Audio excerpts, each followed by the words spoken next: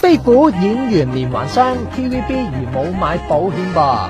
馬德鐘有，梁烈唯有，羅仲謙鐘嘉欣有乜啫？咪就係拍 TVB 劇飛虎有受傷咯。前年2月，敖嘉年拍動作場面，膝頭撞向拍檔單俊偉前額，卒之要一齊 call 白車。黃君興上個月拍跑落山嘅戲，懷疑踩中站馬就跣低雙腳，尋日出活動仲要人扶啊！梁烈唯早排咋嘛，個樣揦埋晒口面，一定我都幾傷下噶啦。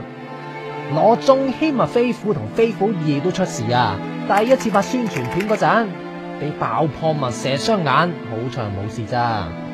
今年再瀨嘢，拍廠景都係爆炸戲，跣親嗰陣俾強化玻璃片插傷大髀啊陰公。